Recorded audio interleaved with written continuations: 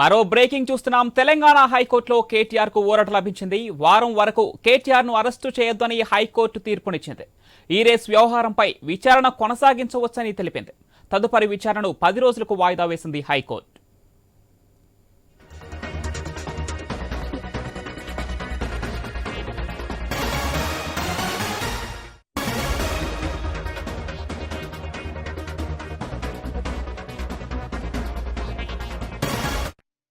హైకోర్టులో కేటీఆర్ కు ఊరట లభించింది. వారం వరకు కేటీఆర్ ను అరెస్టు చేయొద్దని హైకోర్టు తీర్పునిచ్చింది.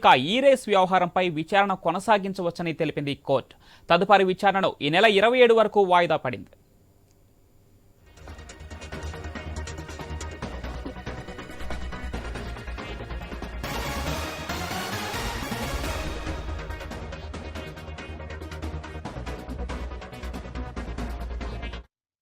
తెలంగాణ హైకోర్టులో కేటీఆర్ కు ఊరట లభించింది. వారం వరకు కేటీఆర్ ను అరెస్టు చేయొద్దని హైకోర్టు తీర్పునిచ్చింది. ఈ రేస్ వ్యవహారంపై విచారణ కొనసాగించవచ్చని తెలిపింది కోర్టు. తదుపరి విచారణ ఈ నెల 27 వరకు వాయిదా పడింది. పూర్తిగా కేటీఆర్ కు వారం వరకు అరెస్టు చేయదంటూ హైకోర్టు తీర్పునైతే ఇచ్చింది. దీనికి సంబంధించి మరిన్ని డీటెయిల్స్ మా input editor Srikanth phone line అందిస్తారు. Yes Srikanth. Pavan, good evening. ఈ నెల 30 వరకు అరెస్ట్ చేయొద్దంటూ, కేటీఆర్ ని అరెస్ట్ చేయొద్దంటూ కూడా ఒక భారీ ఊరట మాత్రం వచ్చిందనే చెప్పాలి కేటీఆర్ కు. సో ఇందులో ఎక్కడ కేటీఆర్ కు లబ్ధి జరగలేదు. మరి ముఖ్యంగా ఇక్కడ ఇంకొక మెయిన్ థింగ్ ఏంటంటే, అప్పుడున్నటువంటి ప్రభుత్వం ఏదైతుందో, అప్పుడు ఆపద్ధర్మ ప్రభుత్వం కాబట్టి కొన్ని నిర్ణయాలు కాంగ్రెస్ పార్టీ ప్రభుత్వం కొన్ని ఇర్రెగ్యులేటర్స్ అయితే కొన్ని జరిగాయి. బట్ దానికి సంబంధించి వెయిట్ పెరగడం కోసమే ఇంత పెద్దన రేస్ నిర్వహించడానికి అప్పుడు పూనుకున్నారంటూ కూడా చెప్పడం జరిగింది. బట్ ఎక్కడా కూడా విదేశీ సంస్థకు చెల్లింపులు జరిగినా దానికి రద్దయినా ఆ కాంట్రాక్ట్ మాత్రం రద్దయింది. దానికి సంబంధించినటువంటి ఏదైతే ఆర్బిట్రేషన్ ఉందో దీనికి సంబంధించి డబ్బులు ఎక్కడికి వెళ్ళలేదు, ఎవరు కూడా వ్యక్తిగతంగా లబ్ధి పొందలేదు అన్న విషయాన్ని కూడా కేటీఆర్ తరఫున లాయర్లు వాదించడం జరిగింది. సుమారు గంట పాటు చాలా వాడివేడిగా వాదనలు జరిగాయి. ప్రభుత్వం తరఫున అడ్వకేట్ జనరల్ కూడా వాదనలు వినిపించారు. అడ్వకేట్ జనరల్ ప్రాథమిక దర్యాప్తు జరిగిన తర్వాతనే, అంటే 2 నెలల ముందే దీనికి సంబంధించినటువంటి దానకిషోర్ ఫిర్యాదు చేయడం, దానకిషోర్ ఈ స్కామ్ కు సంబంధించినటువంటి ఈ వ్యవహారాన్ని బయట పెట్టడం, ఆ తర్వాత దీనికి సంబంధించినటువంటి విషయం పైన ప్రభుత్వం దర్యాప్తు జరపడానికి కూడా కొన్ని ఆధారాలని సేకరించి మాత్రమే ఏసీబీకి ఇవ్వడం జరిగింది, గవర్నర్ పర్మిషన్ తోటి. సో ఏసీబీ కూడా ఆధారాలకు అనుగుణంగానే కేసు ఫైల్ చేసింది అన్నటువంటి విషయాన్ని ఇక్కడ గమనించాలి. ఎఫ్ఐఆర్ లో మొదటి నిందితుడు మాత్రం మాజీ మంత్రి కేటీఆర్, రెండవ నిందితుడు అరవింద్ కుమార్, అప్పుడున్నటువంటి చీఫ్ సెక్రటరీగా ఉన్నాడు ఆయన. సార్, ఆ తర్వాత మూడో వ్యక్తి అప్పుడు చీఫ్ ఇంజనీర్ గా హెచ్ఎండిఏకు ఉన్నటువంటి వ్యక్తి బేలెన్ రెడ్డి. సో ఈ ముగ్గురిలో కూడా ఇవాళ మొదటి నిందితుడిగా ఉన్నటువంటి కేటీఆర్ స్క్వాష్ పిటిషన్ దాఖలు చేయడం జరిగింది. ఆయన పైన ఎటువంటి, అంటే ఆయన ఎప్పుడు ఎక్కడ అక్రమాలు చేయలేదు, కేవలం హైదరాబాద్ ఇమేజ్ ను పెంచాలి అన్నటువంటి ఉద్దేశంతో మాత్రమే ఖజానాలో కొంత డబ్బులు వాడడం జరిగింది. అది కూడా రాష్ట్ర ఖజానాను నింపడానికే చేసినటువంటి ప్రయోగం తప్ప ఎక్కడ దీంట్లో సొంతంగా లబ్ధి పొందడానికి చేసినంత అంశం కాదంటూ కూడా తన పిటిషన్ లో చెప్పడం జరిగింది. అదే అంశాన్ని కేటీఆర్ తరఫున లాయర్లు కూడా వినిపించడం జరిగింది. మొత్తానికి 2 సైడ్ల వాదనలు విన్నటువంటి న్యాయస్థానం కేటీఆర్ కి ఒక భారీ ఊరట కలిగించాలని చెప్పాలి. ఎందుకంటే నిన్న కేసు ఫైల్ అయిన తర్వాత ఏ క్షణంలోనైనా కేటీఆర్ ను ఏసీబీ అధికారులు అరెస్ట్ చేసేటువంటి అవకాశం ఉండే. నిన్న తెలంగాణ భవన్ కి కూడా ఆల్మోస్ట్ వేలాది మంది కార్యకర్తలు చేరుకున్నారు. నిన్న కూడా కేటీఆర్ ప్రెస్ మీట్ పెట్టి, ఒక భారీ ప్రెస్ మీట్ పెట్టి కూడా ఆయన అన్ని ఎక్స్ప్లెయిన్ చేయడం జరిగింది. అంటే ఏం చేసాం ప్రజాక్షేత్రంలో పెట్టారు. మరోవైపు ఇవాళ కాంగ్రెస్ పార్టీ నియోజకవర్గంలో ఉన్నటువంటి నేతలు కూడా అందరూ కూడా ఈ అంశం పైన స్పందించడం జరిగింది. ఒకవేళ అంటే నిజానికి కేటీఆర్ ఒకవేళ అరెస్ట్ అయితే గనక పెద్ద ఎత్తున శాంతి భద్రతలకు ఒక్కొక్క భంగం కలగాలన్నటువంటి కుట్ర చేశారు ఇవాళ రాష్ట్ర వ్యాప్తంగా అన్నటువంటి ఏదైతే అంశం ఉందో. సో ఏదైనా కానీ ఒక భారీ ఊరట మాత్రం కేటీఆర్ కు దొరికిందని చెప్పాలి. కౌంటర్ దాఖలు చేయాలని ఏసీబీకి హైకోర్టు చెప్పడం జరిగింది. సో విచారణ కొనసాగించవచ్చు. ఎస్ శ్రీకాంత్, ఒక్క నిమిషం మీరు అలాగే ఉండండి, మళ్ళీ మిమ్మల్ని సంప్రదిస్తాం. ఇప్పుడు దీనికి సంబంధించి మరిన్ని డీటెయిల్స్ అందించడానికి మన స్పెషల్ కరెస్పాండెంట్ సునీల్ లైవ్ లో సిద్ధంగా ఉన్నారు. ఎస్ సునీల్, మొత్తానికి కేటీఆర్ కు కొంత ఊరటైతే లభించింది. వారం వరకు ఆయన అరెస్టు చేయదంటూ హైకోర్టు తీర్పునిచ్చింది. ఈ నెల 27కు వాయిదా వేస్తూ కోర్టు తీర్పునిచ్చింది. దీనికి సంబంధించి పూర్తి డీటెయిల్స్ ఏంటి సునీల్?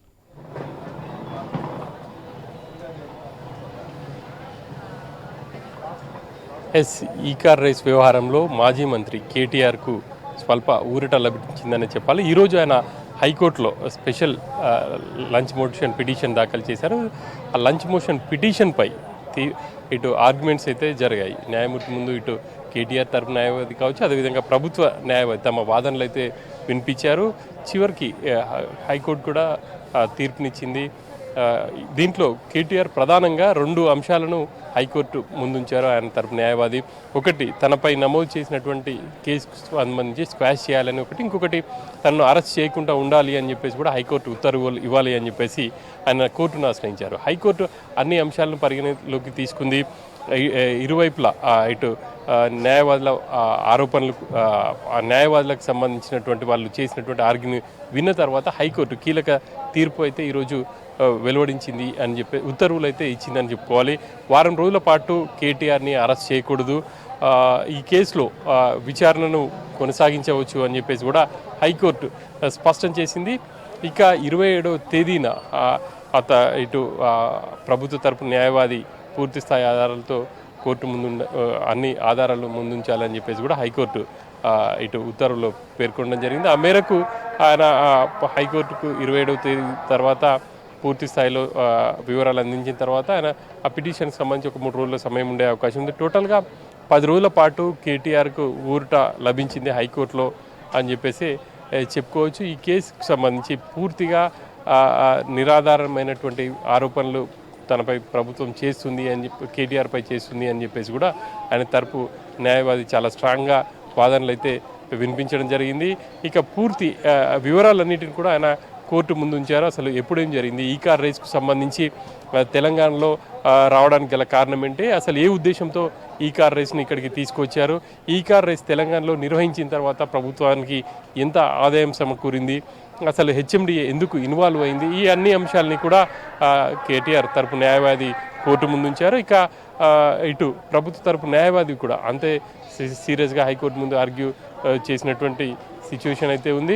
ప్రధానంగా హెచ్ఎండిఏకి సంబంధించినటువంటి నిధులను ఆయన విదేశీ కంపెనీకి మళ్లించారు.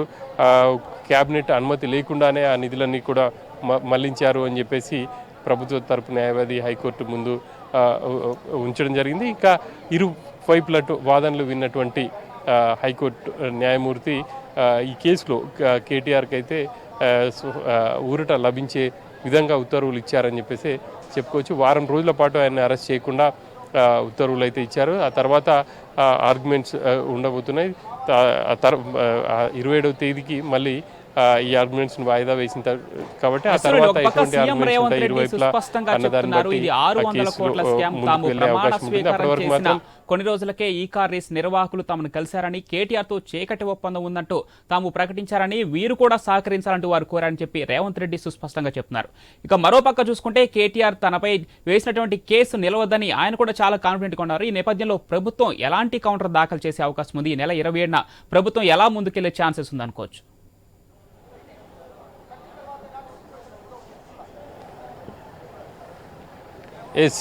ఈ కార్ రేస్కు సంబంధించి ఈరోజు అసెంబ్లీలో సీఎం కూడా చాలా కీలకమైనటువంటి వ్యాఖ్యలు చేశారు. ఈ కార్ రేస్కు సంబంధించి ప్రతినిధి తాము సీఎం అయిన తర్వాత ఆ కంపెనీ ప్రతినిధులు తమను కలిశారు అని చెప్పేసి కూడా ఆయన వ్యాఖ్యలు చేశారు.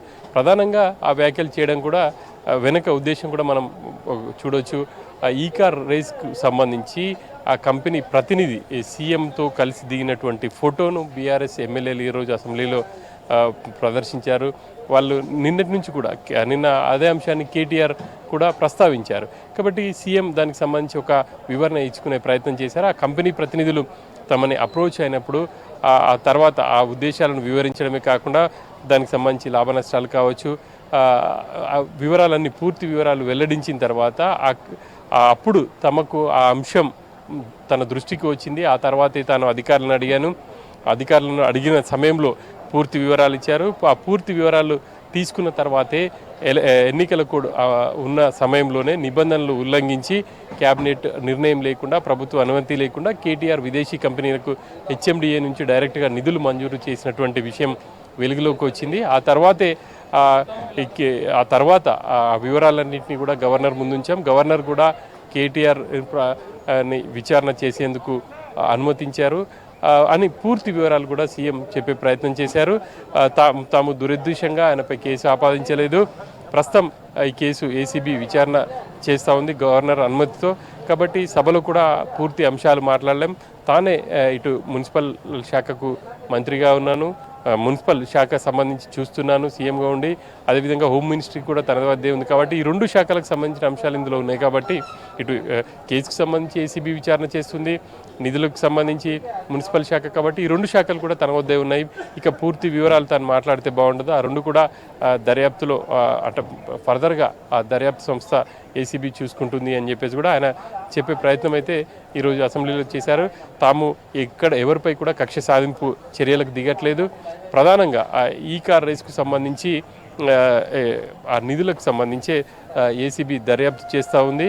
అంతేకాకుండా ఈ కేసులో ఈ కార్ రేస్లో కూడా కొంత ఆ తర్వాత జరిగినటువంటి లావాదేవీలకు సంబంధించి కూడా ఎవరు వాటా ఏంటి అనేది కూడా తేలబోతుంది అనేది సీఎం చేసినటువంటి కామెంట్స్ సంబంధించి చూస్తే ఖచ్చితంగా ఆ కేసుకు సంబంధించి ఏసీబీ దర్యాప్తులో పూర్తి వివరాలు వెల్లడయ్యే అవకాశం ఉంది. ఆ మేరకే సీఎం ఈరోజు సభలో ఆ అంశాన్ని ప్రస్తావించారని చెప్పేసి చెప్పుకోవచ్చు. Pavan, right, thanks for the update Sunil.